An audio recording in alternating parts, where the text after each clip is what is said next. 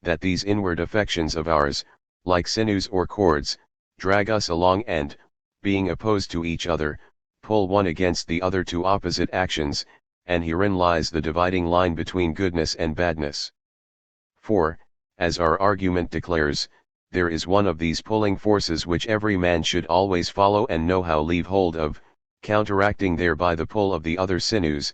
It is the leading string, golden and holy, of calculation, entitled the public law of the state, and whereas the other cords are hard and steely and of every possible shape and semblance, this one is flexible and uniform, since it is of gold. With that most excellent leading string of the law we must needs cooperate always, for since calculation is excellent, but gentle rather than forceful, its leading string needs helpers to ensure that the golden kind within us may vanquish the other kinds. Point 8. The state of Plato's later theory, then, is to be held together by the golden cord of the law, and this implies that its ethical principle of organization is different from that in the Republic. The law is now, so to speak, the surrogate for that reason which Plato had sought to make supreme in the ideal state and which he still regarded as the supreme force in nature. The chief virtue in the ideal state had accordingly been justice, the division of labor and the specialization of functions which puts every man in his proper place and gives him his due in the sense that he is enabled to bring all his faculties to their highest development and allowed to put them to the fullest use. In the state of the laws wisdom is crystallized, perhaps one might even say frozen in the law. No such flexible adjustment of the individual to the state is possible, but the regulations made by the law are assumed to be the best possible on the whole.